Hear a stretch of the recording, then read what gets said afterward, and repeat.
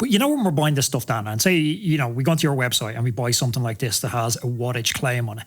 Like, I often wonder if you sort of a stream analogy, is that an upstream decision that has downstream consequences, the positive or negative? Like if I change my Q factor and I buy this off the website without having access to aero testing, does this, as an extreme example, I don't know, pop my head up a little more and now I'm less aerodynamic because of it? Or how, how do we differentiate stuff that we can just take the claims about wattage gains on face value versus the stuff where if we take the face value claim, it's going to have a downstream consequence that may be a penalty?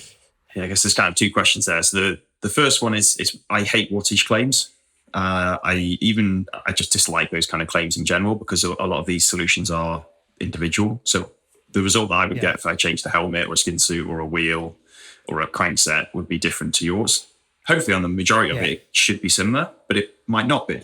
And how do you therefore advertise an improvement? Because you, as an engineer, you do the best you can to develop a faster component, but it might not work for everybody. And it might be amazing on some people and terrible on others, or it could be mediocre for everybody. It could be a slight improvement. It could be only work in certain conditions at high speed or high yaw.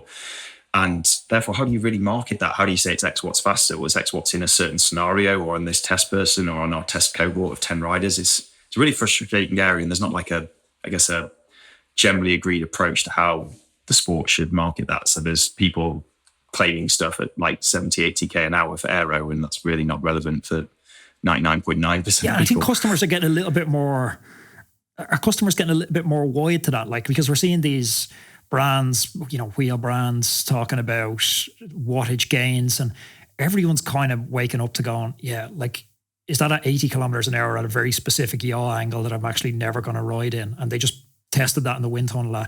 Or you see frames that are aftermarket, like full production ready frames in the wind tunnel, and they're testing them. I'm like, how are you testing it if it's full production ready? Like, it's already been sprayed and marketed, and now you're bringing it to test it. It's like, it's a bizarre, like, marketing chain or a supply chain.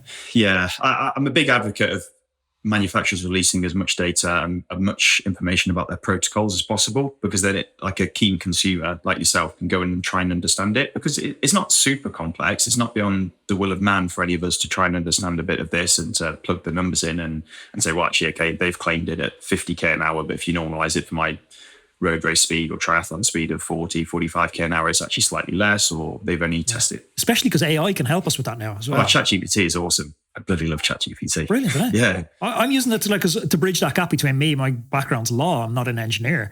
I'd have friends and I'd be plaguing them with engineering questions, and their response now is just put it in ChatGPT. Put it in ChatGPT. It's like, it does it for you. Oh, it's an absolute dream. The problem is, I guess, when you put in like text in there, it does come back and it doesn't always read like you.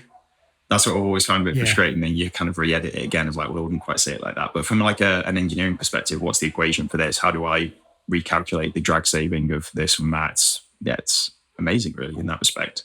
But yeah, to go back to your point, I think there are a lot more astute customers out there now, and the ability to test as well. There's a lot more independent test facilities. There's a lot of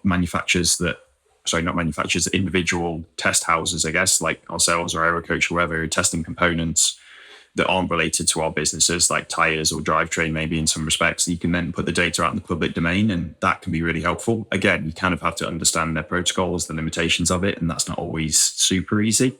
But at least it's going in the right direction, that it's not just this black box anymore, that actually people can go out there and get some sort of fair, honest data. If you enjoyed this conversation, please click up here. There's another video I know that you're absolutely going to love. And click over here and subscribe to the channel so you don't miss any of our amazing upcoming guests.